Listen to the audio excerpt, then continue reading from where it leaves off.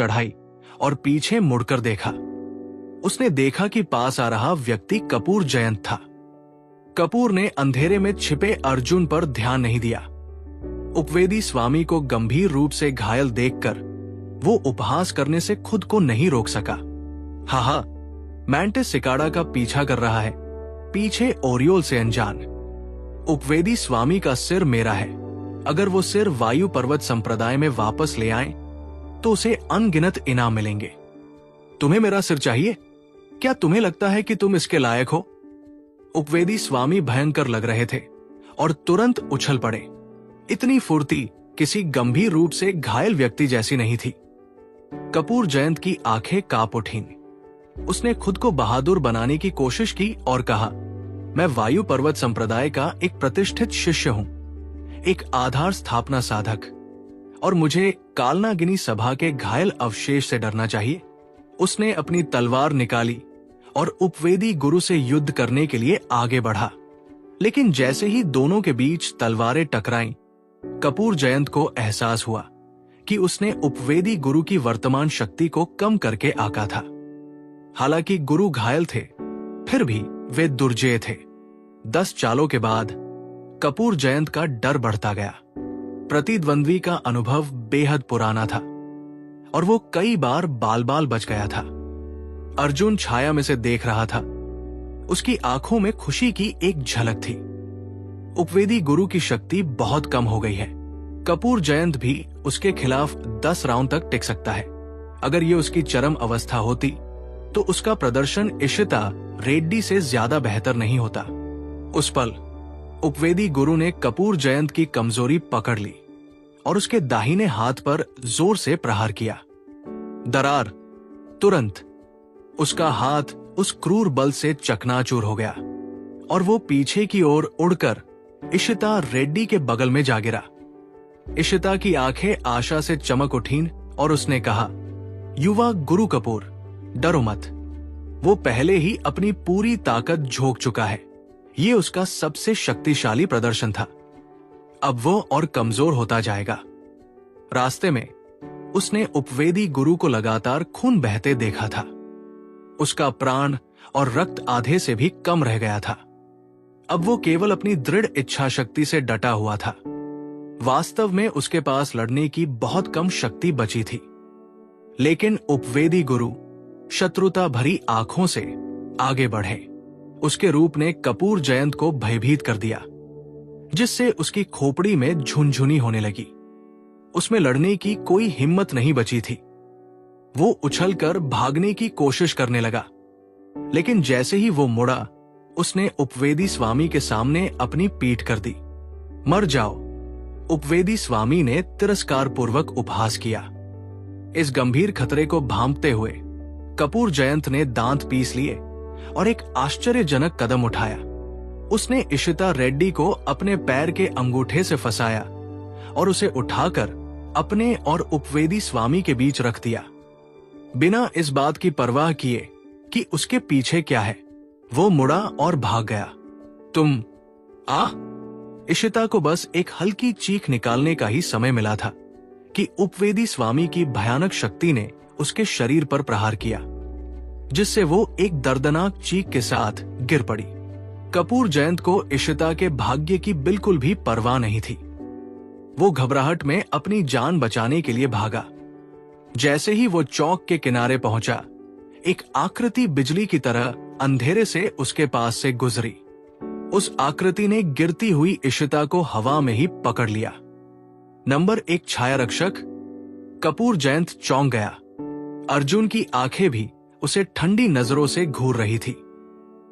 दोषी महसूस करते हुए कपूर जयंत ने रुकने की हिम्मत नहीं की और तुरंत पूरी गति से भाग गया। जल्द ही गुफा के बाहर से घोड़ों के टापों की आवाज सुनाई देने लगी।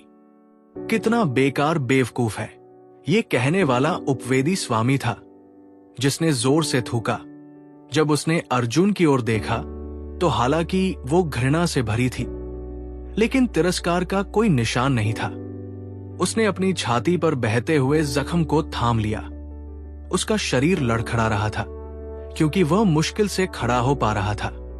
जैसा कि इशिता ने कहा था, उसका प्राण और रक्त आधा रह गया था। वास्तव में अब लड़ने की ज्यादा ताकत नहीं बची थी। मैंने कभी नहीं सोचा था कि मैं एक ऐसे बच्चे के हाथों में पड़ जाऊंगा जिसके अभी पूरे बाल भी नहीं उगे हैं। ये वाकई निराशाजनक है। वो लड़खड़ाते हुए मूर्ति की ओर बढ़ा, कमजोरी से उसके सामने घुटने टेक दिए। उसने अपने हाथ से आधार को सहलाया। अगर मैं यहां तंत्र खोल सकूं तो मुझे कोई नहीं मार सकता, वायु पर्वत संप्रदाय का गुरु भी नहीं। अर्जुन अपनी लकड़ी की तलवार हाथ में लिए वहां गया। उसने उपवेदी गुरु की दाहिनी छाती पर जोरदार वार किया। उपवेदी गुरु ने बचने की पूरी कोशिश की, लेकिन सचमुच उसकी ताकत खत्म हो गई थी। कपूर जयंत के साथ पहले हुए युद्ध ने उसकी आखिरी ताकत पहले ही खत्म कर दी थी। एक दबी हुई धमाके के साथ उपवेदी गुरु ने क्रूरता से पलटवार करने की कोशिश की, लेकिन उसमें अपनी हथेली उठाने की भी ताकत नहीं थी। बस आसमान की ओर एक कड़वी मुस्कान बिखेरी। ठीक है, मैं मानता हूं, लेकिन यह रहस्य कोई भी इसे हासिल नहीं कर पाएगा, कोई भी नहीं। अर्जुन ने उसे एक तरफ धकेला और मूर्ति के आधार की ओर देखा। उसने देखा कि आधार के बीच में एक गोलाकार छेद था। उसके चारों ओर कई निशान थे, जो स्पष्ट रूप से कालनागिनी सभा द्वारा उसे खोलने के कई प्रयासों के कारण बने थे। थोड़ा सोचने के बाद उसने जेड मोती निकाला। उसने तुलना की और पाया कि जेड मोती बिल्कुल गोलाकार छेद के आकार का था। उसने जेड मोती को छेद में डालने की कोशिश की। तुरंत मूर्ति का आधार जोर से गड़गड़ाया, जिससे किसी तरह का तंत्र सक्रिय हो गया। पूरी मूर्ति आधार सहित धीरे धीरे घूमी, जिससे 3 झांग चौड़ा एक छोटा सा भूमिगत कक्ष प्रकट हुआ। कक्ष के केंद्र में बैंगनी चमक छोड़ती एक रहस्यमयी तलवार धंसी हुई थी। हिस, एक आध्यात्मिक कलाकृति। ये वास्तव में एक उच्च स्तरीय आध्यात्मिक कलाकृति है। उपवेदी गुरु, जिनकी बस एक आखिरी सांस बची थी, ने अपनी आंखें चौड़ी की और हाफने लगे। अर्जुन भी चकित रह गए। उनके हाथ में लकड़ी की तलवार केवल एक निम्न स्तरीय जादुई कलाकृति थी। निर्जला नगर में ये एक अनोखा अस्तित्व था। वायु पर्वत संप्रदाय में भी सर्वोच्च स्तर शायद केवल एक जादुई कलाकृति ही थी। अब ये एक आध्यात्मिक कलाकृति थी, और वह भी एक उच्च श्रेणी की। वो अपनी धड़कनों की गति को महसूस किए बिना नहीं रह सका। इसके बाद अर्जुन ने बैंगनी तलवार के पास 2 जेड डिब्बों को देखा। एक तरल पदार्थ से भरा था और दूसरे में 2 रहस्यमयी लाल रंग की गोलियां थी। एक आत्मा गुरु होने के नाते अर्जुन उस समय उन्हें पहचान नहीं पाया। उपवेदी गुरु ने अपनी पुतलियां सिकोड़ी और कहा, यह किंवदंती सत्य है। यहां आधार स्थापना क्षेत्र को बढ़ाने के लिए जड़हीन स्वर्गीय जल है और एक दिव्य वस्तु जो आत्मा मूल को बढ़ाती है, पारलौकिक मृत्यु की गोली। इस गोली के साथ मैं एक चुना हुआ व्यक्ति बन जाऊंगा। एक चुना हुआ व्यक्ति, ये मेरी है, पूरी तरह से मेरी। वो कक्ष की ओर रेंगने के लिए संघर्ष करता रहा, लेकिन अंततः थकावट के कारण उसकी मृत्यु हो गई। अनिच्छा से कक्ष के प्रवेश द्वार पर गिर पड़ा। उसकी आंखें खुली हुई थी, अधूरी इच्छाओं के साथ मर रही थी। वो खजाना जिसकी तलाश में वो जीवन भर लगा रहा, एक साधारण युवक को मिल गया। वो चैन से कैसे सो सकता था? अर्जुन मेहरा की आंखें जल रही थी। वो उन्हें लेने के लिए नीचे कूदने ही वाला था। अचानक गुफा के बाहर शोर मच गया। नगर स्वामी ने प्रतिक्रिया दी और लोगों को अपने समर्थन में बुला लिया। उसके पास वस्तुएं इकट्ठा करने का समय नहीं था। जल्दी से जेड मोती निकालकर मूर्ति तुरंत घूम गई, जिससे कक्ष फिर से बंद हो गया। जब यशवर्धन रॉय अपने शक्तिशाली अनुयायियों के साथ पहुंचे तो उन्होंने केवल अर्जुन की लकड़ी की तलवार को हवा में चीरते हुए उपवेदी स्वामी का सिर धड़ से अलग होते देखा। कई शक्तिशाली व्यक्ति मौके पर ही स्तब्ध रह गए। उसने उपवेदी स्वामी को मार डाला। आखिर नंबर 1 छाया रक्षक कौन है? भीड़ में कपूर जयंत, जो मुख्य समूह के साथ लौटा था, पेट में दर्द होने तक पचता रहा था। नंबर 1 शैडो गार्ड ने इतनी जल्दी लड़ाई खत्म कर दी थी, जिससे साबित हो गया कि सबल्टर मास्टर, जैसा कि इशिता रेड्डी ने कहा था, बेहद कमजोर हो गया था। उसने मूर्खतापूर्वक नंबर 1 शैडो गार्ड को एक बड़ी उपलब्धि सौंप दी थी। धिक्कार है, लेकिन फिर उसे एहसास हुआ कि चूंकि नंबर 1 शैडो गार्ड ने ही सबल्टर मास्टर को मारा था, इसका मतलब था कि वो रेड्डी परिवार को सौंपे गए काम में नाकाम रहा। कल मैं रेड्डी परिवार के पास जाकर सिर मांगूंगा। अगर वे उन्हें नहीं ला पाए तो पूरा रेड्डी परिवार जेल में सड़ जाएगा। तब तक मीरा रेड्डी, क्या वो मेरी दया पर नहीं होगी? गुफा के बाहर आसमान में एक नीले चील की पीठ पर चंद्रकांत देशमुख और लता अय्यर साथ साथ खड़े होकर नीचे का दृश्य देख रहे थे। शहर में इतनी हलचल के बीच उनके लिए इसे नजरअंदाज करना मुश्किल था। इस नंबर 1 शैडो गार्ड में कुछ हुनर है। वो फाउंडेशन एस्टैब्लिशमेंट क्षेत्र में भी नहीं है, फिर भी फाउंडेशन एस्टैब्लिशमेंट के दूसरे स्तर के एक मार्शल आर्टिस्ट को मार गिराने में कामयाब रहा। चंद्रकांत ने सहमति भरे स्वर में कहा। लता ने भी प्रशंसा भरी नजरों से देखा। हालांकि वो एक जादुई कलाकृति पर निर्भर था और इसमें थोड़ी किस्मत भी शामिल थी, फिर भी वो हर पहलू में उत्कृष्ट था। वो जरूर कोई बूढ़ा मार्शल आर्टिस्ट होगा जिसने कई सालों तक प्रशिक्षण लिया है और बेहतरीन प्रदर्शन कर रहा है। फिर उसे कपूर जयंत का ख्याल आया। उसके चेहरे पर घृणा का भाव आ गया। तुलना में हमारे वायु पर्वत संप्रदाय का बाहरी संप्रदाय का शिष्य तो बस शर्मनाक है। चंद्रकांत ने भौहें सिकोड़ते हुए कहा, यह कपूर जयंत, संकट के समय भाग जाना एक बात है, लेकिन अपने साथी शिष्य को दुश्मन के सामने मरने के लिए फेंक देना एक बात है। ऐसा व्यक्ति भविष्य में एक आपदा बन जाएगा। इसे खुद संभालो। लता ने सिर हिलाया। हाँ, मैं समझती हूं। दोनों कुछ देर और देखते रहे। उन्होंने पुष्टि की कि उस क्षेत्र में कालनागिनी सभा का कोई अवशेष नहीं बचा है। चंद्रकांत ने कहा, चलो हमें 3 सितारा आत्मा गुरु और ड्रैगन राइजिंग पथ के उस विश्वस्तरीय प्रतिभाशाली व्यक्ति पर नजर रखनी चाहिए। वो ब्लू ईगल पर सवार होकर वापस लौटने की तैयारी कर रहा था। अचानक उसकी कमर में लगा जेड पेंडेंट चमक उठा और भिन भिनाने जैसी आवाज आई। पवेलियन मास्टर का कोई आपातकालीन संदेश। चंद्रकांत के हाव भाव थोड़े बदल गए। पवेलियन मास्टर तब तक कोई आपातकालीन संदेश नहीं भेजते जब तक कि कोई बड़ी बात ना हो। उसने जल्दी से जेड पेंडेंट निकाला और उसे अपनी उंगलियों के बीच दबा लिया। गूंजती हुई भिन भिनाहट एक छोटे से संदेश में बदल गई। जानवरों का ज्वार अचानक आ गया है, तुरंत लौट आओ। चंद्रकांत का चेहरा एकदम बदल गया। जानवरों का ज्वार? फुफकार, 100 साल बाद क्या ये फिर से आने वाला है? उसने बिना किसी हिचकिचाहट के कहा, मुझे तुरंत यंत्र मंडल मंडप लौटना होगा। मैं उस आत्मा गुरु पर नजर नहीं रख सकता। और तुम, मुझे विश्वास है कि वायु पर्वत संप्रदाय तुम्हें भी जल्द ही वापस बुला लेगा। लता की निगाहें गंभीर हो गई। एक विशाल ज्वार एक ऐसी विनाशकारी आपदा थी जिससे कोई भी शक्ति अप्रभावित नहीं रह सकती थी। उसने सिर हिलाया और कहा, चाचा चंद्रकांत, आप पहले वापस जाए। मैं उस 9 स्तरीय आध्यात्मिक मूल को ढूंढने जाऊंगी और वापस भी आऊंगी।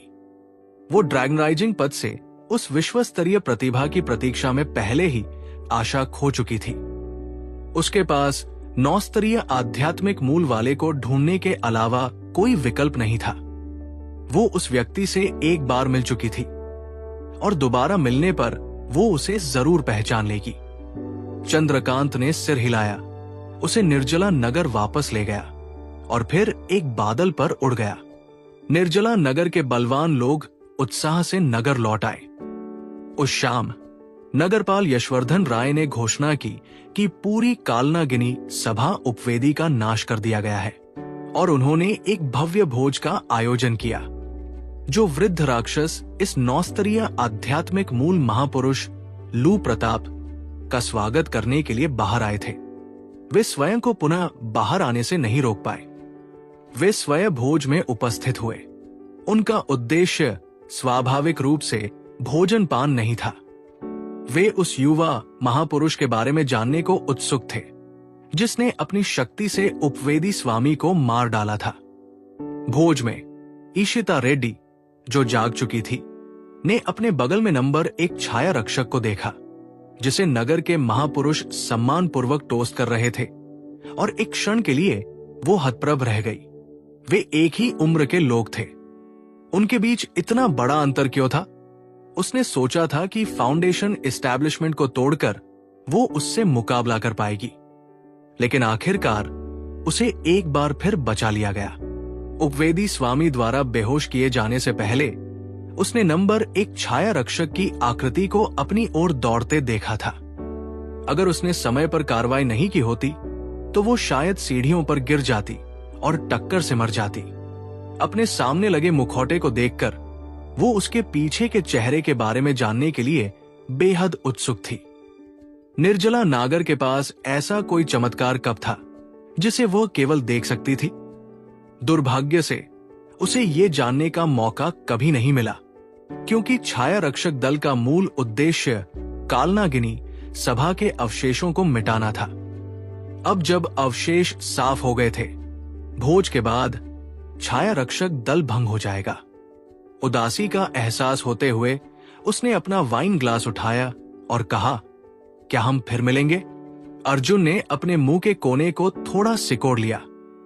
क्या हम रोज नहीं मिलते थे? किस्मत तय करेगी, उसने उदासीनता से जवाब दिया। इशिता और भी निराश हो गई। उसने अपना ग्लास उठाया और कहा, खैर, मुझे उम्मीद है कि अगर किस्मत में लिखा है तो हम साथ साथ चलते रहेंगे। आपके लिए। अर्जुन ने एक ही बार में सारा ग्लास पी लिया। बैंडवेट के बाद, जैसी कि उम्मीद थी, शैडो गार्ड टीम चुपचाप विदा हो गई। अनन्या रॉय ने उन्हें अपने मुखौटे स्मृति चिन्ह के रूप में रखने की अनुमति दी। आखिरकार ये मुखौटे निर्जला नगर की युवा प्रतिभा की शान का प्रतीक थे। देर रात अर्जुन मेहरा ने जानबूझकर अपनी गति धीमी कर दी और इशिता रेड्डी के रेड्डी हवेली लौटने का इंतजार किया। फिर एक गली में अपना मुखौटा उतार दिया। वो आराम से हवेली लौट आया। अचानक इशिता सोई नहीं थी और नशे की हालत में बीच वाले आंगन में तलवारबाजी का अभ्यास कर रही थी। ऐसा लग रहा था जैसे वो अपनी भावनाएं व्यक्त कर रही हो। अर्जुन को वापस आते देख उसके चेहरे पर थोड़ी ठंडक आ गई। तुम कहाँ गए थे? इतनी देर से क्यों लौटे? अर्जुन ने आंखें घुमाई और लिखा, तुम्हें इससे कोई लेना देना नहीं है। इशिता ने कुछ नहीं कहा, बस अपने पैर के अंगूठे से जमीन से एक और तलवार उठाकर अर्जुन की ओर फेंकी। मेरे साथ तलवारबाजी का अभ्यास करो। अर्जुन ने तलवार पकड़ ली। वो अवाक सा दिख रहा था। तुम्हारे साथ तलवारबाजी का अभ्यास कौन करना चाहता है? वो जाने के लिए मुड़ा, लेकिन इशिता को उसकी सहमति की परवाह न थी। वो अपनी तलवार लेकर उस पर टूट पड़ी। अर्जुन खुश भी था और गुस्सा भी। उसे समझ नहीं आ रहा था कि आज रात उसे क्या हो गया था। उसने पहले कभी उससे तलवारबाजी का अभ्यास करने के लिए नहीं कहा होगा। उसका वार आते देख अर्जुन ने सहज ही लोनली स्टार पॉइंट्स वाला दाव चला, जिससे उसकी तलवार दूर जा गिरी। इशिता दंग रह गई। ये तलवार का दाव, ये बिल्कुल नंबर 1 शैडो गार्ड जैसा क्यों लग रहा है? उफ! अर्जुन की इच्छा हुई कि वो खुद को थप्पड़ मार ले। वो अपनी पहचान बदलना भूल गया था। शुक्र है इशिता ने भोज में बहुत पी ली थी और साफ तौर पर नशे में थी। ठीक से सोच नहीं पा रही थी। गलत पहचान। मैं नंबर 1 शैडो गार्ड की तलवार का दाव कैसे जान सकती हूं? वो इतना ताकतवर है और तुम तो बस। वो रुक गई और आगे नहीं बोली। बेरुखी से उसने अपनी तलवार नीचे फेंक दी। छोड़ो भी, चलो अभ्यास नहीं करते। उसे जाते हुए देख रहा था। अर्जुन ने चांद की ओर देखते हुए अपनी तलवार थामे आह भरी और एक के बाद एक सब तारा तलवार जुए के 3 दाव चलाए। उसकी चालें सुंदर थी और उसकी तलवारबाजी इंद्रधनुष की तरह तेज थी। अपने कमरे में वापस अर्जुन ने उपवेदी स्वामी का सिर उसके बिस्तर के नीचे फेंक दिया। फिर उसने पीफू गोली की एक शीशी निकाली। अब नींव की स्थापना को तोड़ने का समय आ गया है। अर्जुन कुछ उत्साहित था। जब से बीज अंकुरित हुआ था, उसने अपनी नींव को सफलतापूर्वक स्थापित करने का सपना देखा था। अपनी नींव स्थापित करके ही वो रहस्यमयी फल तोड़ने के लिए शून्य प्राचीन वृक्ष पर चढ़ सकता था। उत्साह से उसने पीफू गोली को एक ही घूंट में निगल लिया। शक्तिशाली और प्रचंड औषधीय शक्ति उसके शरीर में बाढ़ की तरह फैल गई। इससे उसे विस्तार और दर्द का एक तीव्र और असहनीय एहसास हुआ। हिस, तो नींव स्थापना को तोड़ना इतना दर्दनाक होता है। उसके माथे पर पसीने की बूंदें तुरंत फलियों की तरह बन गई। लेकिन नींव स्थापना के बाद के लाभों के बारे में सोचते हुए उसने तीव्र दर्द सहन किया। ये प्रबल औषधीय शक्ति आधी रात तक बनी रही। जब उसका चेहरा पीला पड़ गया और उसका शरीर भीग गया, तो उसके डेंटिन में एक झरना फूट पड़ा। ये नींव स्थापना का चिन्ह था, एक आत्मिक कुंड, जो आध्यात्मिक शक्ति कभी उसकी मेरिडियन में संचित थी। वो द्रवित होकर आत्मिक कुंड में एकत्रित हो गई। इस समय उसकी आध्यात्मिक शक्ति नवी परत प्राण साधना सिद्धि के समय की तुलना में दोगुनी हो चुकी थी। अगर मैं फिर से उपवेदी गुरु जैसे कुशल व्यक्ति से मिलूं, तो मैं ये कहने की हिम्मत नहीं कर सकता कि मैं जीत सकता हूं, लेकिन कम से कम ये इतना मुश्किल तो नहीं होगा। अर्जुन आत्मविश्वास से भर गया। इसके बाद उसने उत्सुकता से एक अनोखी क्षमता का प्रयोग किया, जो केवल फाउंडेशन स्थापना मार्शल कलाकारों के पास ही होती थी। आंतरिक दृष्टि। जैसे ही उसकी आंखें बंद हुई, उसकी चेतना धीरे धीरे उसके शरीर में प्रवेश कर गई और उसके आंतरिक अंगों में गहराई तक पहुंच गई, जहां उसने स्याही की तरह काले रंग का एक स्थान देखा। एक झरना पानी से फूट रहा था। यह फाउंडेशन स्थापना आत्मा तालाब था। झरने के पास एक ऊंचा प्राचीन वृक्ष आकाश को चीरता हुआ बादलों तक पहुंच रहा था। वो उत्साह से उस प्राचीन वृक्ष के पास पहुंचा। जमीन के पास लगे फलदार वृक्ष को देखकर, जिसमें सीलबंद गहन स्तर उच्च मानसिक विधि ड्रैगन खोज शास्त्र समाहित थी, वो प्यासा महसूस करने से खुद को रोक नहीं सका। उसने छलांग लगाने का प्रयास किया। इस बार पहले की तरह कोई अदृश्य शक्ति उसे दबा नहीं रही थी। वो हल्के से उछला और फल को पकड़ लिया। जोर से खींचकर उसने उसे तोड़ लिया। आखिरकार मुझे मिल ही गया, अर्जुन उत्साह से बोला। वो कल्पना भी नहीं कर सकता था कि इस गहन स्तर उच्च मानसिक विधि से उसकी साधना की गति कितनी तेज होगी। लेकिन उसी क्षण उसने अचानक अपने सिर के ऊपर एक फुसफुसाहट की आवाज सुनी, मानो कुछ गिर रहा हो। अर्जुन ने ऊपर देखा। पता चला कि जब उसने शाखा तोड़ी तो लगभग वैसा ही एक और फल गिरा। उसने सहज ही उसे पकड़ लिया। थोड़ा हतप्रभ सा महसूस कर रहा था। एक उठाओ, एक मुफ्त पाओ। उसने ध्यान से देखा।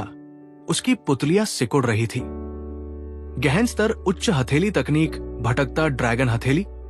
एक गहन स्तर मानसिक विधि पहले से ही अविश्वसनीय थी, और अब एक हथेली तकनीक भी थी।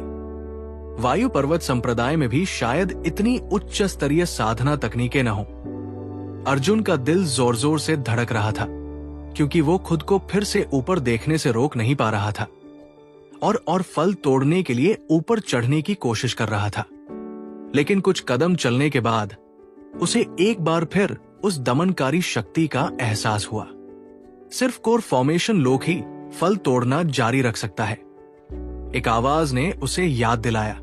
अर्जुन बहुत निराश हुआ। वो खुद को सबसे नजदीकी फल पर नजर डालने से नहीं रोक सका। इस नजर में वो नजरें हटा नहीं सका। निम्न पृथ्वी स्तरीय आत्मा तकनीक आत्मा काटने के 3 रूप। हिस, ये असल में एक आत्मा गुप्त तकनीक है और ये पृथ्वी स्तरीय है। अर्जुन हांफ उठा। आत्मा तकनीकें निस्संदेह सबसे रहस्यमय थी और दुश्मन को चौंका सकती थी। वे अक्सर बिना किसी निशान के मार सकती थी। अपनी असाधारण आत्मिक शक्ति के साथ अगर वो किसी आत्मिक गुप्त तकनीक की साधना करता तो क्या वह? इसके बारे में सोचते ही अर्जुन का मुंह सूख गया। दुर्भाग्य से उसे इसे प्राप्त करने के लिए उसे मूल निर्माण क्षेत्र में होना आवश्यक था। वो केवल अफसोस के साथ अपनी नजरें फेर सकता था और फिर से अपने हाथ में मौजूद 2 फलों पर ध्यान केंद्रित कर सकता था। उनमें साधना तकनीक को कैसे समाहित किया जाए? शायद उन्हें खाकर उसने एक निवाला खाने की कोशिश की और तकनीक का एक अंश उसके दिमाग में आ गया। एक और निवाला और फिर और जानकारी। अर्जुन, खाने का कितना अच्छा तरीका है। दोनों फल खत्म करने के बाद उसकी चेतना उसके शरीर में लौट आई। जब उसने अपनी आंखें खोली तो फल उसकी हथेली से गायब थे, लेकिन अब उसके दिमाग में 2 पूरी तकनीकें थी। ड्रैगन सीकिंग स्क्रिप्चर, मुझे देखने दो कि गहन स्तरीय उच्च मानसिक विधियां कितनी अलग है। उसने उत्सुकता में अपनी उंगलियां चटकाते हुए कहा। लेकिन उसी समय दरवाजे के बाहर से जोरदार दस्तक सुनाई दी। अर्जुन, कपूर जयंत आ गए हैं। अर्जुन की आंखें खुल गई और उसे कुछ देर के लिए साधना के विचारों को एक तरफ रखना पड़ा। दरवाजा खोलते ही उसने मीरा रेड्डी को एक बंडल पकड़े हुए पाया। बिना कोई स्पष्टीकरण दिए उसने उसे अर्जुन की बाहों में थमा दिया। तुम्हें अभी जाना होगा। रेड्डी परिवार की परेशानियों में मत पड़ना। ओह, भारी बंडल को छूकर और बड़े मूल्य के चांदी के नोट को झांकते हुए देखकर अर्जुन के दिल में एक गर्माहट सी दौड़ गई। ये सिर्फ मीरा की बात नहीं है, रेड्डी महेश का भी यही इरादा रहा होगा, है ना? उन्होंने उसे रेड्डी परिवार की सारी कीमती चीजें दे दी। चाहते थे कि वो जल्दी से भाग जाए। आखिरकार वो अभी तक आधिकारिक तौर पर रेड्डी परिवार का दामाद नहीं बना था, इसलिए वायु पर्वत संप्रदाय उसका पीछा नहीं करेगा। मैं क्यों जाऊं? अर्जुन हल्के से मुस्कुराया। मैं बस इस यंग मास्टर कपूर से हिसाब बराबर करना चाहता हूं। उसकी आंखों में एक ठंडी चमक चमक उठी। अगर वो संयोग से उपवेदी मास्टर को नहीं मार पाता तो रेड्डी परिवार का क्या होता? मीरा का क्या होता? ऐसे इंसान को सबक मिलना चाहिए। मीरा की मिन्नतों को नजरअंदाज करना। उसने बिस्तर के नीचे से गठरी उठाई और मुख्य हॉल की ओर चल पड़ा। अब तक हॉल में रेड्डी परिवार का कोई भी सदस्य नहीं था। सिर्फ रेड्डी महेश हाथ पीछे करके वहां खड़ा था, अकेले ही इस महाविपत्ति का सामना करने की तैयारी में। इसी बीच कपूर जयंत अपने आदमियों के साथ शत्रुता से भरा हुआ धावा बोलकर अंदर घुस आया। रेड्डी महेश, तुम्हारा रेड्डी परिवार तो बड़ी तेजी से भाग गया। रेड्डी महेश भावशून्य रहा, मानो सारी बात समझ रहा हो। भोर होते होते उसने रेड्डी परिवार के सभी सदस्यों को विदा कर दिया था, अकेले ही इस विपत्ति का सामना करने के लिए तैयार। कपूर जयंत, वायु पर्वत संप्रदाय की शक्ति का दुरुपयोग करने पर अंततः तुम्हें ही सजा मिलेगी, रेड्डी महेश ने ठंडे स्वर में कहा। कपूर जयंत ने एक व्यंग्यात्मक मुस्कान दी। प्रतिशोध? तुम्हारी उम्र में भी तुम ऐसी बचकानी बातों में विश्वास करते हो?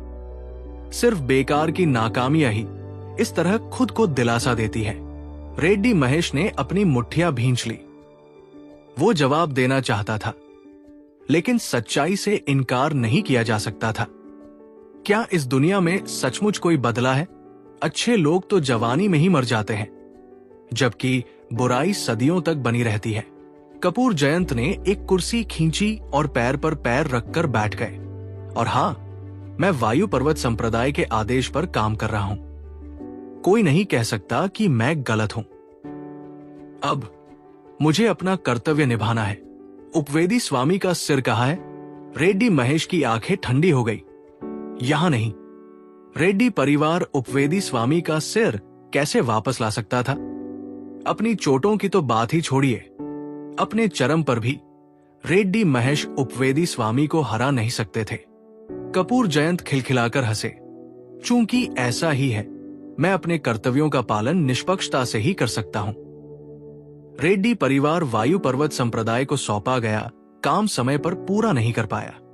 इसलिए कानून के अनुसार इस परिवार को जब्त करके सजा मिलनी चाहिए। जाओ, रेड्डी परिवार को सील कर दो। धमाका। उसके आदमी तुरंत रेड्डी हवेली की ओर भेड़ियों की तरह दौड़ पड़े। उनके चेहरे उत्साह से भरे हुए थे। संपत्ति जब्त करना कोई आम मौका नहीं था। रेड्डी महेश ने मुंह खोला, लेकिन उन्हें रोका नहीं। आखिरकार जरूरी सामान तो परिवार के सदस्य पहले ही ले जा चुके थे। कपूर जयंत ने हंसते हुए कहा, उनके चेहरे पर मजाक और मजाक दोनों थे। क्या तुम्हें लगता है कि इससे कोई फर्क नहीं पड़ता, क्योंकि रेड्डी परिवार के सदस्य पहले ही कीमती सामान लेकर भाग चुके हैं? रेड्डी महेश को अचानक एक बुरा शकुन हुआ। कपूर जयंत ने मजाक में ताली बजाई। उन्हें अंदर लाओ, रेड्डी परिवार के मालिक देख ले। बाहर से लोगों का एक और समूह अंदर आया। हर एक के हाथ में एक कैदी था। उनके चेहरे चोटिल और सूजे हुए थे, बाल बिखरे हुए थे। उनमें अरविंद शर्मा भी थे और रेड्डी परिवार के कई सदस्य। इशिता रेड्डी को छोड़कर बाकी सभी मौजूद थे। रेड्डी महेश चौंक गए। तुम भाग क्यों नहीं गए? कपूर जयंत खिलखिलाकर हंसे। भाग गए? मैंने रेड्डी हवेली के बाहर बहुत पहले ही एक ऐसा जाल बिछा दिया था जिससे बच पाना मुश्किल था। इशिता रेड्डी के अलावा तुम रेड्डी परिवार का कोई भी सदस्य भाग नहीं सकता। बहरहाल कुछ ही देर में कपूर जयंत की हंसी बंद हो गई। उनका चेहरा गंभीर हो गया और उन्होंने कहा, अर्जुन मेहरा कहाँ है? मीरा रेड्डी कहाँ है? रेड्डी परिवार को निशाना बनाने के लिए उन्होंने इतनी बड़ी कोशिश की। यही दो असली वजह थी। एक तो वह जिसे वह चीरफाड़ देना चाहता था, दूसरी एक औरत जिसे वो सताना चाहता था। लेकिन वे यहां नहीं थे। अचानक एक के बाद एक कई चीखें गूंजी।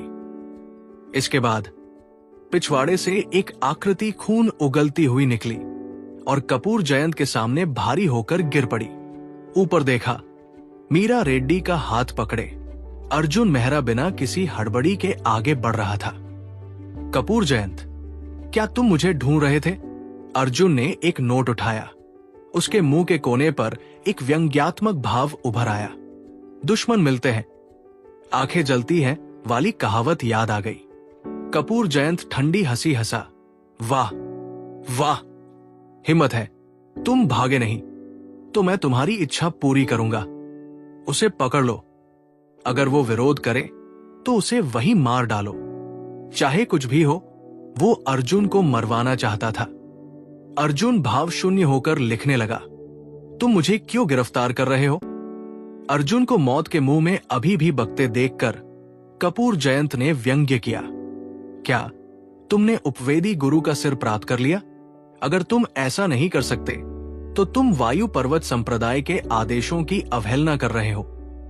अगर मैं तुम्हें गिरफ्तार नहीं करूं तो किसे करूं?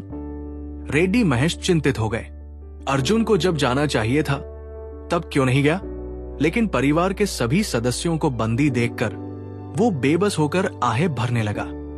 अगर अर्जुन चला भी जाता तो उसे पकड़कर वापस लाया जाता। रेड्डी परिवार का भाग्य तो पहले ही तय हो चुका था। लेकिन ठीक उसी समय रेड्डी महेश और रेड्डी परिवार के सभी सदस्य पूरी तरह से निराश महसूस कर रहे थे। अर्जुन ने शांति से अपने हाथ में पकड़ा बंडल कपूर जयंत के सामने फेंक दिया। उसने एक नोट खोला। युवा मास्टर कपूर, जरा देख लीजिए। कपूर जयंत अचंभित रह गया। उसे समझ नहीं आया कि अर्जुन का क्या मतलब था। हल्के खून से सने बंडल को घूरते हुए वो हंसे बिना नहीं रह सका। तुम ये तो नहीं कह सकते कि इसमें उपवेदी स्वामी का सिर है ना? हाँ, उसने अपनी आंखों से देखा था कि नंबर एक शैडो गार्ड ने उपवेदी स्वामी का सिर कैसे काटा। अगर अर्जुन नंबर एक शैडो गार्ड न होता, वरना सिर कहां से आता? अर्जुन इत्मीनान से बैठ गया, चाय का कटोरा उठाया और भाव शून्य रहा। आशय यह था कि क्या वो खुद नहीं देख सकता था? कपूर जयंत की मुस्कान गहरी हो गई। वो खिलखिलाकर हंसा। ठीक है, चूंकि तुम ताबूत देखने तक नहीं रहोगे तो मैं तुम्हारा एक काम करता हूं। आओ, उस सिर को देखते हैं युवा गुरु अर्जुन ने हमें बेवकूफ बनाने के लिए कैसा सिर तैयार किया है। क्या ये मिट्टी का बना हो सकता है? हाँ, उसके अनुयायी हंसे बिना नहीं रह सके। एक विश्वास पात्र तुरंत आगे बढ़ा, बंडल खोला और चौंक कर बोला, युवा गुरु, ये सचमुच एक इंसान का सिर है। कपूर जयंत फिर भी हंसे। बुरा नहीं, कम से कम तुमने असली इंसान का सिर तो इस्तेमाल किया। लेकिन क्या तुम्हें लगता है कि इससे हम धोखा खा जाएंगे? दुर्भाग्यवश मैं पहले भी उपवेदी मास्टर से लड़ चुका हूं। मैं उसका चेहरा पहचानता हूं। यह सुनकर रेड्डी परिवार के सदस्यों का दिल बैठ गया। उन्हें भी लगा कि अर्जुन आज के मामले को उलझाने की कोशिश कर रहा है, लेकिन उन्होंने कपूर जयंत से इतना जबरदस्त मुकाबला करने की उम्मीद नहीं की थी, क्योंकि उन्होंने उपवेदी स्वामी से व्यक्तिगत रूप से युद्ध किया था। अब उनका अंत हो चुका था। न केवल वे धोखा देने में असफल रहे, बल्कि उन्हें वायु पर्वत संप्रदाय को धोखा देने का अपराध भी झेलना पड़ा। उन पर आरोप और भी गंभीर होंगे। अच्छे मूड में कपूर जयंत ने सिर के बाल पकड़े और उसे मजाक में ऊपर उठाया। मुझे देखने दो, क्या ये उपवेदी स्वामी का सिर है? नहीं तो तुम्हें और भी कड़ी सजा मिलेगी। हालांकि जब हिलता हुआ सिर स्थिर हुआ तो उसने खुद को कपूर जयंत के सामने प्रकट किया। वो क्रूर, बर्बर चेहरा, जिसकी आंखें मौत में भी शांत नहीं हो सकती, कपूर जयंत को अंदर तक डरा गया। उसके मन में द्वंद्व युद्ध के दौरान दूसरे आदमी की भूखी नजर तुरंत याद आ गई। आह! वो डर के मारे चीखा और सिर फेंक दिया। इस अचानक हुई घटना से रेड्डी परिवार और कपूर जयंत के अनुयायी सभी दंग रह गए। क्या हुआ? क्या उसने पहले कभी सिर नहीं देखा था? वो इतना डरा हुआ क्यों था? अर्जुन ने शांति से चाय की चुस्की ली, लापरवाही से कलम उठाई और हल्की मुस्कान के साथ लिखा। लगता है यंग मास्टर कपूर इसे पहचान गए हैं। कपूर जयंत अभी भी सदमे में। उसने अविश्वास से फिर से सिर की ओर देखा और चाहे उसने कैसे भी देखा हो, एक नजर में ही पुष्टि कर दी कि यह वास्तव में सबल्टर मास्टर का सिर था। अर्जुन मेहरा के व्यंग्यात्मक शब्दों को देखते हुए कपूर जयंत के चेहरे पर गुस्सा झलक रहा था और उन्होंने कहा, यह असंभव है। मैंने अपनी आंखों से देखा कि नंबर एक शैडो गार्ड ने सिर काट दिया था। ये तुम्हारे हाथ में क्यों है? सब हैरान थे।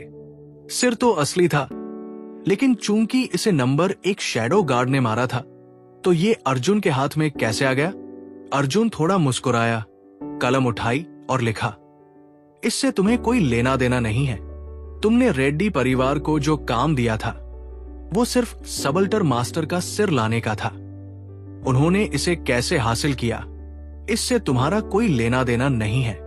ये सुनकर रेड्डी परिवार के सदस्यों में अचानक नई जान आ गई। रेड्डी महेश ने खुशी से कहा, हां, जब तक काम पूरा हो जाए। वायु पर्वत संप्रदाय हमेशा से ही काम सौंपने के मामले में ऐसा ही रहा है। उन्हें सिर्फ परिणाम की परवाह है, प्रक्रिया की नहीं। अगर हमने नंबर एक शैडो गार्ड को भी काम पर रखा होता तो भी तुम्हें पूछने का कोई अधिकार नहीं है। मेरे परिवार के सदस्यों को तुरंत रिहा करो, वरना मैं वायु पर्वत संप्रदाय को तुम्हारी शिकायत कर दूंगा। कपूर जयंत के अनुयायियों ने खुद को दोषी महसूस करते हुए रेड्डी परिवार के सदस्यों को तुरंत रिहा कर दिया और उन्हें और परेशान करने की हिम्मत नहीं जुटा पाए। पहले भी ऐसा ही होता था। कुछ काम बेहद मुश्किल होते थे और ऐसे कामों से जूझ रहे परिवारों को मदद के लिए विशेषज्ञों की सेवाएं लेने में बहुत पैसा खर्च करना पड़ता था। वायु पर्वत संप्रदाय ने इस प्रथा पर कभी कोई आपत्ति नहीं जताई। इसे एक अलिखित नियम माना जाता था। हालांकि कपूर जयंत इसे स्वीकार नहीं कर सके। उन्होंने इतनी कोशिश की, फिर भी छोटे से रेड्डी परिवार को संभाल नहीं पाए। तुम्हें उन्हें रिहा करने के लिए किसने कहा? कपूर जयंत ने हाथ उठाकर एक अनुयायी को थप्पड़ मारा, जिससे वो भाग गया। अर्जुन को घूरते हुए उनकी आंखें गुस्से से थोड़ी लाल हो गई। मुझे वायु पर्वत संप्रदाय के नियमों की परवाह नहीं है। मेरे नियम ही नियम है। मुझे वो सिर चाहिए जो रेड्डी परिवार ने खुद हासिल किया था। मैं कोई और स्वीकार नहीं करूंगा। रेड्डी परिवार के सदस्यों को पकड़ो। जो कोई भी विरोध करेगा उसे बिना किसी दया के मार दिया जाएगा। रेड्डी परिवार क्रोधित और भयभीत था। रेड्डी महेश चिल्लाया, कपूर जयंत, तुम बहुत ही क्रूर हो। उसने कभी नहीं सोचा था कि कपूर जयंत इतना दुस्साहसी होगा। वायु पर्वत संप्रदाय के नियमों की भी अवहेलना करेगा। कपूर जयंत ने जिस स्टूल पर बैठा था उसे लात मारी। उसके बाल गुस्से से खड़े हो गए और वह चिल्लाया, तो क्या हुआ अगर मैं क्रूर हूं? ये निर्जला नगर है और मेरे शब्द ही कानून है। स्वयं स्वर्ग के राजा भी इसे नहीं बदल सकते। ये कहकर वो एक कदम आगे बढ़ा और रेड्डी महेश पर जोरदार प्रहार किया। रेड्डी महेश क्रोधित हो गया और खुद को और रोक नहीं सका और उससे लड़ने लगा। लेकिन वायु पर्वत संप्रदाय के एक शिष्य के रूप में कपूर जयंत का पलड़ा भारी था, जबकि रेड्डी महेश अभी भी घायल था। सिर्फ 3 चालों के बाद रेड्डी महेश खून उगलते हुए कई मीटर दूर उड़ गए। कपूर जयंत ने सबको जानलेवा नजरों से देखा। और कौन विरोध करना चाहता है? आगे बढ़ो। रेड्डी परिवार के सदस्य बुरी तरह डर गए थे। उनमें से सबसे ताकतवर रेड्डी महेश भी घायल हो गए थे। उनके पास क्या मौका था? बिना किसी हिचकिचाहट के अनुयायी रेड्डी परिवार के सदस्यों पर भेड़ियों की तरह टूट पड़े। अचानक मीरा रेड्डी की ओर दौड़ा। एक अनुयायी हड्डियों के टूटने की आवाज के साथ दर्द से चीखते हुए पीछे गिर पड़ा। कपूर जयंत ने देखने के लिए अपना सिर घुमाया। उन्होंने पाया कि अर्जुन ने हस्तक्षेप किया था। फिर भी वे क्रोधित नहीं हुए, बल्कि एक क्रूर मुस्कान के साथ मुस्कुराए। अच्छा, बहुत अच्छा। वायु पर्वत संप्रदाय के आदेश की खुलेआम अवहेलना। आज मैं कपूर जयंत संप्रदाय के नियमों को लागू करूंगा और तुम्हें मृत्युदंड दूंगा। वो अर्जुन के कदम उठाने का इंतजार नहीं कर सकता था, तभी वो उसे वैध रूप से मार सकता था। अर्जुन ने अपना चाय का प्याला नीचे रखा, खड़ा हुआ और उसे ठंडेपन से देखा। लापरवाही से एक कागज पर कुछ लिख रहा था। तुम? कपूर जयंत गुस्से से हंसा। तुम जैसे निकम्मे इंसान ने मुझ जैसे वायु पर्वत संप्रदाय के अनुयायी से सवाल करने की हिम्मत कब की? ठीक है, आज मैं तुम्हें कपूर जयंत की ताकत दिखाऊंगा। ये कहते हुए उसकी मुट्ठियां, जो तेज हवा में लिपटी हुई थी, जोर से लगी। रेड्डी महेश घबराकर देख रहे थे और चिल्ला रहे थे, अर्जुन, जल्दी भागो। मीरा रेड्डी का चेहरा पीला पड़ गया और वो चिल्लाई, बहादुर बनने की कोशिश मत करो, रास्ते से हट जाओ। एक फाउंडेशन एस्टेब्लिशमेंट रियल विशेषज्ञ का वार, अर्जुन इसे कैसे झेल सकता था? कपूर जयंत ने व्यंग्य किया, सोचते हो कि तुम भाग सकते हो? बहुत देर हो चुकी है। तुमने मुझे चुनौती देकर मूर्खता की। कपूर जयंत, मर जाओ। अर्जुन स्थिर खड़ा रहा। उसने एक भी मांसपेशी नहीं हिलाई। जब कपूर जयंत की मुट्ठी उसकी छाती से 3 इंच दूर थी, तभी अर्जुन ने आराम से अपनी हथेली उठाई और बिना किसी प्रयास के मुट्ठी पकड़ ली। कपूर जयंत मन ही मन मुस्कुराया। कितना अनुभवहीन। मुट्ठी को हथेली से पकड़ना, ये उम्मीद करते हुए कि उंगलियां नहीं टूटेंगी। वो क्रूरता से मुस्कुराया और अचानक जोर लगाया, अर्जुन को टूटी उंगलियां का दर्द महसूस कराने के इरादे से। हालांकि अगले ही पल उसकी मुस्कान गायब हो गई। अर्जुन की हथेली से शुद्ध आध्यात्मिक शक्ति की एक धारा बन निकली और उसकी उंगलियों में समा गई। अर्जुन की उंगलियां लोहे की तरह कस गई और उन्होंने उसकी मुट्ठी कस ली। वो कोई ताकत नहीं जुटा पा रहा था। उसी समय अर्जुन ने आखिरकार उसकी आंखों में देखा। उसकी निगाहें ठंडी और उदासीन थी, मानो कह रहे हों, हैरान हो गए, है ना? कपूर जयंत ने अपनी मुट्ठी वापस खींचने की कोशिश की, लेकिन उसे आश्चर्य हुआ जब उसने देखा कि उसकी मुट्ठी, जो एक फाउंडेशन एस्टेब्लिशमेंट मार्शल आर्टिस्ट की थी, अर्जुन ने आसानी से पकड़ ली थी। क्या तुम्हें क्या हो रहा है? वो घबरा गया। तभी उसे याद आया कि उसके पास एक और मुट्ठी है जिसे उसने अर्जुन पर चलाया, लेकिन बहुत देर हो चुकी थी। अर्जुन ने अपने हाथ से जोर लगाया, जिससे कपूर जयंत आगे की ओर लड़खड़ा गया। फिर उसने कपूर जयंत के पेट पर घुटने से एक जोरदार वार किया। ब्लर्ग!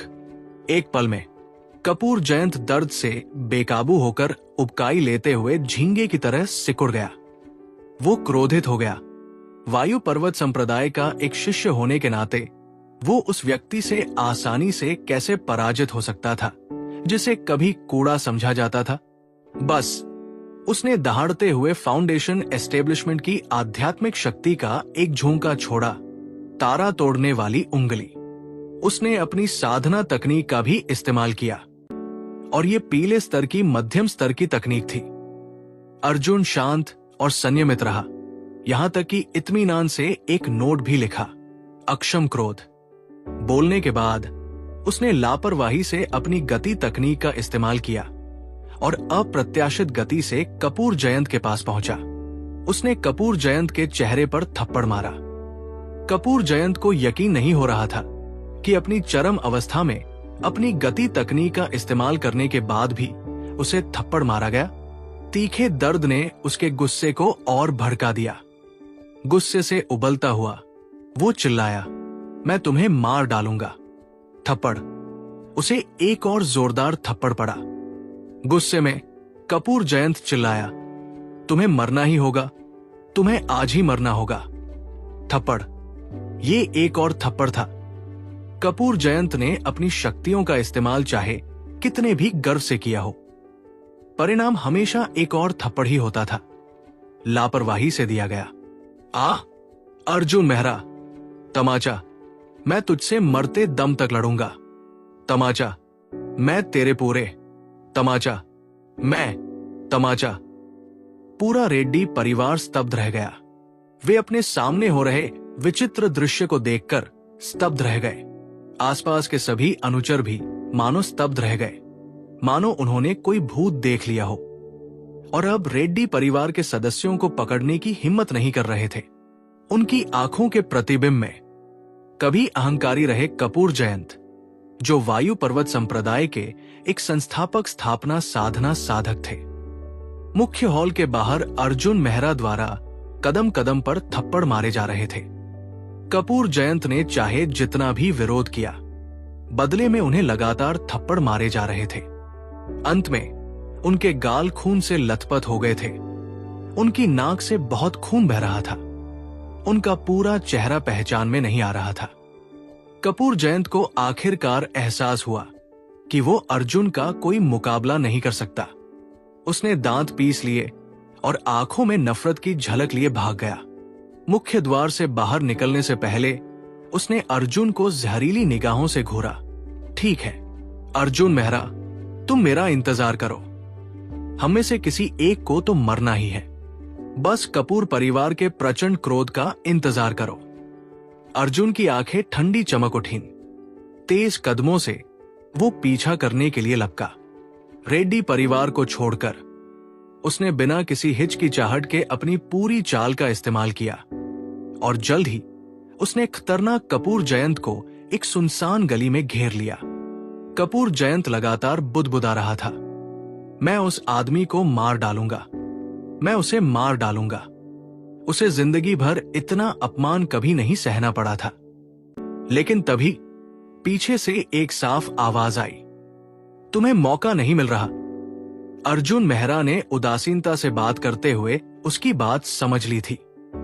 कपूर जयंत ने अपना सिर घुमाया और देखा कि वो अर्जुन था। कुछ गड़बड़ होने का एहसास होने पर वो चौंक कर बोला, तुम गूंगे तो नहीं हो?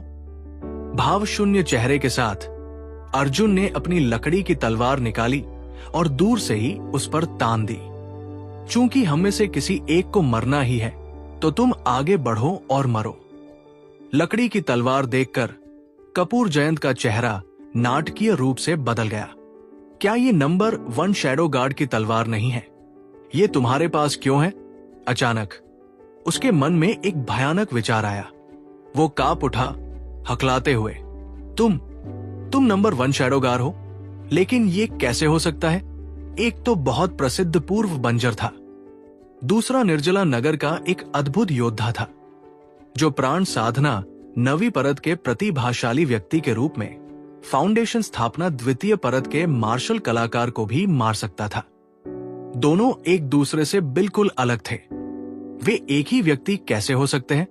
अर्जुन ने ठंडे स्वर में कहा, बधाई हो, तुमने सही अनुमान लगाया। उसने धीरे से एक मुखौटा निकाला और उसे पहन लिया। अजेयता का प्रतीक एक अंक सुनकर कपूर जयंत की सांस अटक गई। डर से कांपते हुए उसने कहा, तुम सचमुच नंबर 1 शैडो गार हो। असंभव, असंभव, ऐसा हो ही नहीं सकता। इसे स्वीकार नहीं कर सका। जिस बेकार चीज को वो कभी तुच्छ समझता था, वो नंबर 1 शैडो गार्ड कैसे हो सकता है जिसे वो कभी पार नहीं कर सकता? अर्जुन की आवाज और ठंडी हो गई। जिस क्षण तुमने पहली बार मीरा रेड्डी पर बुरी नियत से नजर डाली, उसी क्षण से तुम्हारा मरना तय था। लेकिन तुम्हें तो कोई सीमा नहीं पता थी। बार बार मेरी सीमा को चुनौती दे रहे थे। अब तुम्हें कोई नहीं बचा सकता। ये कहकर वो चमक उठा और बिना किसी हिचकिचाहट के अपनी तलवारबाजी शुरू करते हुए आगे बढ़ा। कपूर जयंत की आत्मा भय से लगभग भाग गई।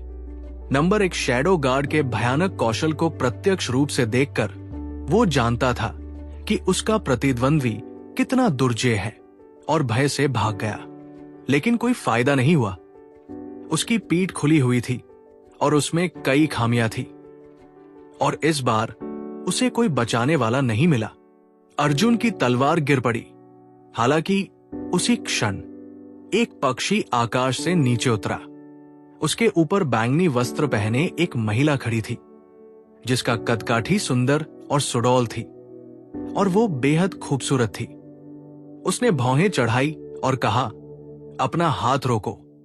उसे देखकर कपूर जयंत बहुत खुश हुआ, मानो डूबता हुआ आदमी जीवन रेखा पकड़ रहा हो। बड़ी बहन लता, मुझे बचा लो, ये व्यक्ति विद्रोह कर रहा है। अर्जुन की पुतलियां थोड़ी सिकुड़ गई। ये व्यक्ति नगर स्वामी भवन की लता अय्यर थी। उसने तो ड्रैगन राइजिंग पथ में एक प्रक्षेपण भी छोड़ा था। वो वायु पर्वत संप्रदाय से भी थी। क्या ऐसा हो सकता है कि वो कपूर जयंत की रक्षा करना चाहती थी? इस विचार के साथ वो रुका नहीं, बल्कि उसने अपना वार तेज कर दिया। अचानक लता अय्यर चिल्लाई, तुम्हारी हिम्मत कैसे हुई? तुरंत रुको। अर्जुन के सीने में हत्या का जुनून गहरा गया। बिना किसी हिचकिचाहट के उसने दृढ़ता से उत्तर की ओर 7 सितारों पर वार किया। कपूर जयंत की छाती में ऊपर से नीचे तक बर्फीली रोशनी की एक ठंडी किरण उसके दिल में चुभ गई। कपूर जयंत जड़ता के कारण कुछ कदम लड़खड़ा गए। उनका दिल टूट गया। उनके शरीर की शक्ति धीरे धीरे कम हो गई और वे जमीन पर गिर पड़े। पानी से बाहर निकली मछली की तरह सांस फूलने के कारण वो हताश होकर चिल्लाए, बड़ी बहन लता, जल्दी मुझे बचाओ। लता अय्यर पक्षी से उतरी। उन्होंने तुरंत उसका निरीक्षण किया। ये देखकर कि तलवार ने ठीक उसके हृदय को भेद दिया था, उन्हें एहसास हुआ कि अब उसे बचाया नहीं जा सकता। अर्जुन की ओर देखते ही उनकी आंखें ठंडी हो गई। तुम्हारी इतनी हिम्मत है कि तुम वायु पर्वत संप्रदाय के एक शिष्य को मार डालने की हिम्मत कर रहे हो। लता अय्यर के मुंह से एक अद्भुत आध्यात्मिक शक्ति निकल रही थी। कपूर जयंत को मरना ही था, लेकिन वायु पर्वत संप्रदाय के नियमों के तहत उसे मरना ही चाहिए था, किसी बाहरी व्यक्ति द्वारा यूं ही मारे जाने के बजाय। दोनों स्थितियों की प्रकृति बिल्कुल अलग थी। अर्जुन निडर रहा और ठंडे स्वर में बोला, वो मरने ही वाला था। मैं तो बस वायु पर्वत संप्रदाय के लिए घर की सफाई कर रहा था। लता अय्यर की आंखें ठंडी पड़ गई। हमें तुम्हारे दखल की जरूरत नहीं है, मैं खुद ही उससे निपट लेती। तुम सिर्फ उम्र में बड़े होने और दशकों से ज्यादा सीख लेने के भरोसे वायु पर्वत संप्रदाय के एक शिष्य की बेरमी से हत्या करने की हिम्मत कर रहे हो। उपवेदी गुरु को मारने के तुम्हारे गुण को देखते हुए मैं इस बार इसे नजरअंदाज कर दूंगा। अगर अगली बार हुआ तो तुम्हें बिना किसी दया के मार डाला जाएगा। उम्र में बड़े, वो किसके बारे में बात कर रही है? मैं? अर्जुन ने आंखें घुमाई और पलटकर कहा, तुम तो बुढ़ी हो। बुढ़िया? लता अय्यर चौंक गई। तुम तो बहुत मजाकिया हो। तुम 30-40 साल की हो और मुझे 20 साल की बुढ़िया कह रही हो। कितना बेतुका। इसी समय इशिता रेड्डी दौड़ती हुई आई और हाफते हुए बोली, बड़ी बहन लता, बड़ी बहन लता। अरे कपूर जयंत, बड़ी बहन, क्या तुमने खुद उसे मार डाला? पता चला कि लता अय्यर को इशिता रेड्डी ने बुलाया था। रेड्डी परिवार की स्थिति समझाने के बाद लता अय्यर गुस्से से आग बबूला हो गई और कैंसर से पीड़ित कपूर जयंत से निपटने के लिए तुरंत आगे आई। वही था। लता अय्यर ने मुंह से इशारा किया। इशिता ने ऊपर देखा और हैरान रह गई। Number 1 shadow guard. वो दौड़ कर आई, उसकी आंखें चमक रही थी और उसने उत्सुकता से अपना परिचय दिया। मैं हूं नंबर 2 शैडो गार्ड, मैं इशिता रेड्डी हूं। सर, आपका नाम क्या है? क्या आप मुझे अपना असली नाम बता सकते हैं? लता अय्यर ने आश्चर्य से कहा। आप उन्हें सर कहते हैं? इशिता इस सवाल से हैरान थी। क्या हम एक ही उम्र के नहीं हैं? क्या उन्हें सर कहना गलत है? क्या एक ही उम्र? लता अय्यर ने चौंक कर अर्जुन की ओर देखा। क्या वो 30 या 40 साल का आदमी नहीं है? अर्जुन मेहरा के माथे की नसें उभर आई थी। कौन 18 साल का लड़का अंकल कहलाना बर्दाश्त कर सकता है? आप ही अंकल है, बुढ़िया। इशिता रेड्डी को एहसास हुआ कि लता अय्यर ने कुछ गलत समझा है। उन्होंने समझाया, वरिष्ठ बहन लता, हमारी छाया रक्षक टीम निर्जला नगर के प्रतिभाशाली युवाओं से बनी है। हमें सबसे बड़ी 18 साल से ज्यादा की नहीं है। हिस। लता अय्यर ने ठंडी सांस ली और अविश्वास से अर्जुन की ओर देखा। 18 साल की उम्र में प्राण साधना के 9वें स्तर पर, और उसने अकेले ही एक फाउंडेशन स्थापना के दूसरे स्तर को मार डाला। जब वो उसकी उम्र की थी तो वो उसके आसपास भी नहीं पहुंच सकती थी। उसने और चंद्रकांत देशमुख ने अवचेतन रूप से सोचा था कि वर्षों की साधना और व्यापक अनुभव के कारण नंबर एक छाया रक्षक इतना दुर्जेय है, लेकिन वो वास्तव में केवल 18 साल का था। रुको। लता अय्यर अचानक कांप उठी। उनकी आंखें जल रही थी। कुछ समय पहले क्या आपने ही ड्रैगन राइजिंग पथ पर मेरे, चंद्रकांत देशमुख और युवराज त्रिवेदी के प्रक्षेपणों को हराया था? अर्जुन ने शांति से कहा। तो क्या हुआ अगर वो था? लता अय्यर का दिल जोरों से धड़क रहा था। वो वही था, वो सचमुच वही था, ड्रैगन राइजिंग पाथ का अद्भुत कलाकार। वो खुशी से झूम उठी। जो तुम खोज रही हो वो तुम्हारे सामने ही है। उसे ढूंढने में कोई मेहनत नहीं लगती। तुमने मुझे सचमुच बहुत ढूंढने पर मजबूर कर दिया। उसे हैरानी और हंसी के बीच झूलते और समझ से परे शब्द बुदबुदाते देखकर अर्जुन बेचैनी महसूस करने से खुद को रोक नहीं पाया। उसने कपूर जयंत की तरफ देखा और पुष्टि की कि वो पूरी तरह से मर चुका है। फिर दृढ़ता से वहां से चला गया। रुको, मत जाओ। लता अय्यर जल्दी से उसके पीछे दौड़ी। उसके पीछा करने से अर्जुन और भी बेचैन हो गया। उसने निर्णायक रूप से सॉलिटरी वाइल्ड गूस शैडो को चरम पर पहुंचाया।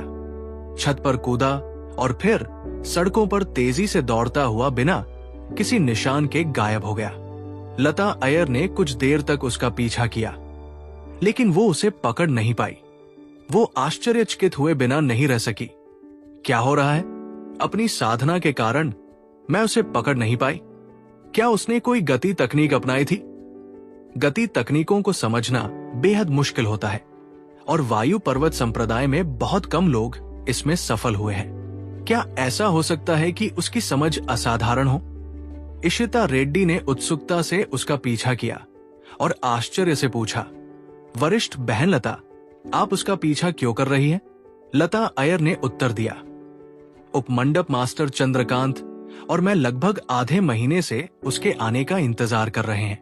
उसकी क्षमता उसे यंत्र मंडल मंडप तक सीधे पहुंचा सकती है और भविष्य में उसकी उपलब्धियां मेरे पिता से कम नहीं होंगी।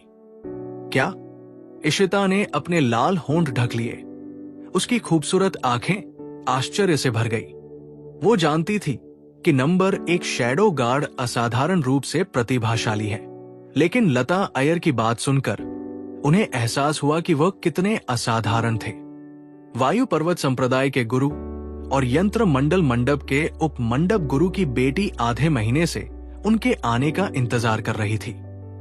उनके अंदर एक अदम्य प्रशंसा उमड़ पड़ी। मुझे पूरी तरह से पता लगाना होगा कि नंबर एक छाया रक्षक असल में कौन है। लता अय्यर की आंखें चमक उठीं। ऐसे विलक्षण प्रतिभा के लिए वो उसे पाने के लिए दृढ़ थी। इशिता रेड्डी भी नंबर एक शैडो गार्ड की असली पहचान जानने के लिए बहुत उत्सुक थी। मैं सीनियर सिस्टर की भी जांच में मदद करूंगी। इसके तुरंत बाद कपूर हवेली में हर तरफ रोने की आवाजें गूंज रही थी और मीनाक्षी कपूर फूट फूट कर रो रही थी। जयंत, मेरे जयंत, तुम्हारी मौत बहुत दुखद थी। उनके बगल में एक युवक बैठा था जिसे वो नहीं जानती थी। युवा मास्टर जोशी, आपको मेरे जयंत के लिए न्याय मांगना होगा। मीनाक्षी ने विनती की। आप वायु पर्वत संप्रदाय के आंतरिक संप्रदाय के शिष्य हैं। केवल आप ही हमारे लिए न्याय मांग सकते हैं। अभी कुछ ही देर पहले नगरपालिका हवेली के सैनिक कपूर जयंत का शव वापस लाए और नगरपाल का संदेश पहुंचाया। कपूर जयंत को मौत मिलनी ही थी और मामला सुलझ गया। लेकिन मीनाक्षी कपूर अपने बेटे की बेवजह मौत के बाद इसे यूं ही नहीं छोड़ सकती थी। संयोगवश आंतरिक संप्रदाय के शिष्य जोशी किजेन, जिन्होंने हमेशा कपूर जयंत की रक्षा की थी, अग्नि आत्मा मोती लेने आए। जोशी किजेन ने हमेशा की तरह सावधानी से गंभीर भाव से कपूर जयंत के शरीर का निरीक्षण किया। इस व्यक्ति की तलवारबाजी अत्यंत उन्नत, तेज और सटीक है। एक ही वार में मार गिराती है। लगता है छोटे भाई कपूर ने एक दुर्जय प्रतिद्वंदी को उकसाया है। तभी उन्होंने कुछ देखा। कपूर जयंत की आस्तीन पर खून से कुछ शब्द लिखे थे।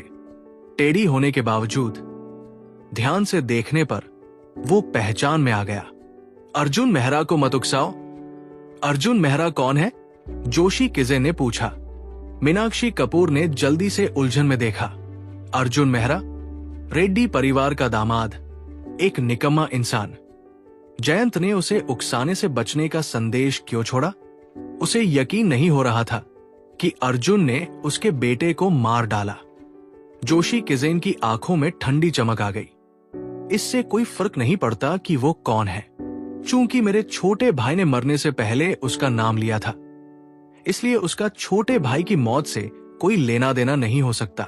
संयोगवश मुझे अपने गुरु के आगमन की तैयारी के लिए रेड्डी परिवार से मिलना है। मैं इस अर्जुन मेहरा से पूछताछ करूंगा। अर्जुन मेहरा को मत भड़काओ। संदेश के बारे में जोशी किजेन ने उसे पूरी तरह से खारिज कर दिया।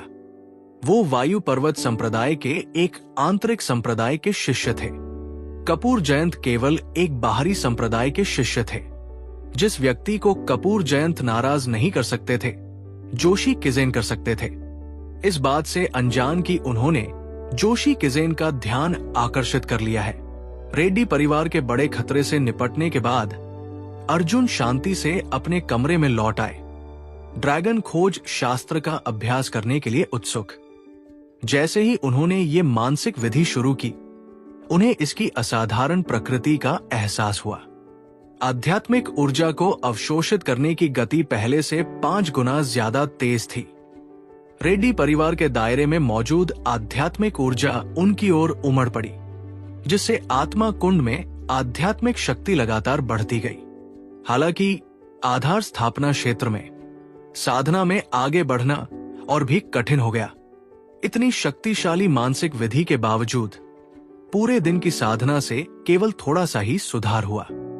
इस गति से 1 महीने के भीतर आधार स्थापना के दूसरे स्तर तक पहुंचना कठिन होगा।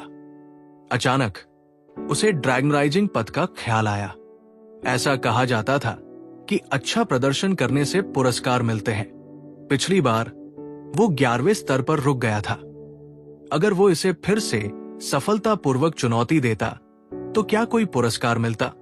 उत्सुकता से भरकर वो एक बार फिर ड्रैगनराइजिंग पथ पर पहुंचा। नंबर 1 शैडो गार्ड का मुखौटा पहना और चुनौती शुरू की।